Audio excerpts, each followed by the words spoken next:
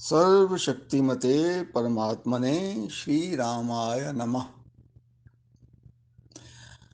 श्री रामचरितमानस सद्गुणों की खान है, लेकिन चाहता हुआ भी आज का मनुष्य व्यस्त मानव इस परम पावन ग्रंथ का अध्ययन नहीं कर पाता।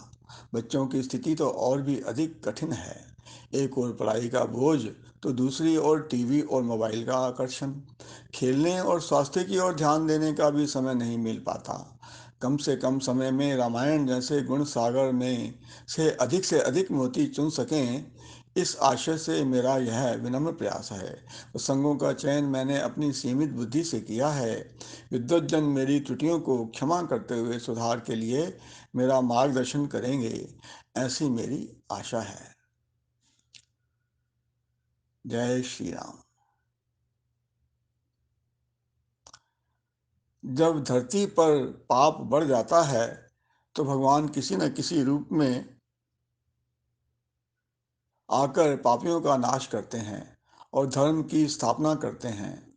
ब्राह्मणों के श्राप के कारण प्रताप भानु नामक राजा ने रावण के रूप में राक्षस योनि में जन्म लिया और धरती पर पाप और अत्याचार की पराकाष्ठा कर दी।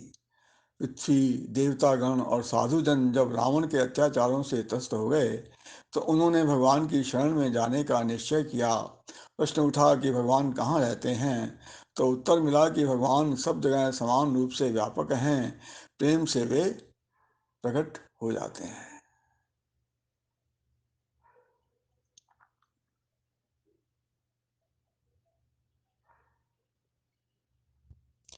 हमारे मन के कुरुक्षेत्र में भी जब आसुरी शक्तियां प्रबल हो जाती हैं, तो हमें मंदिर में ही विराजमान भगवान को पुकारना चाहिए।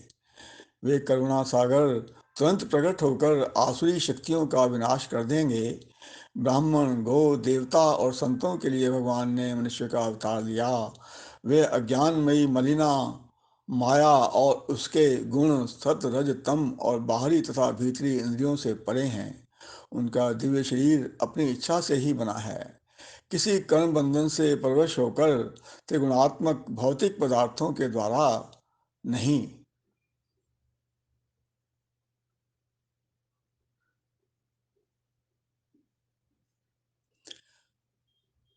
सुर समूह विनती करी, पहुँचे निज निज धाम। जग निवास प्रभु प्रगटे, अखिल लोक विश्राम।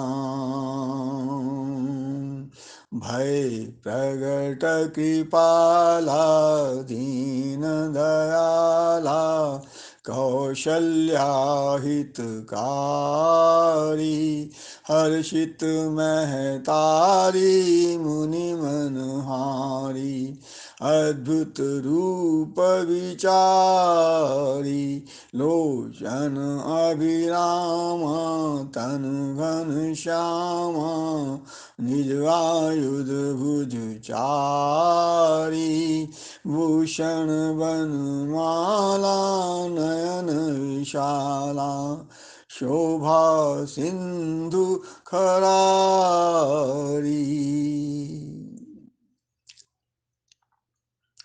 दीनों पर दया करने वाले कौशल्या जी के हितकारी कृपालु प्रभु प्रकट हुए।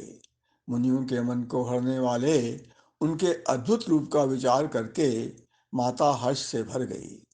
नेत्रों को आनंद देने वाला मेघ के समान श्याम शरीर था। चारों भुजाओं में अपने खास आयुध धारण किए हुए थे।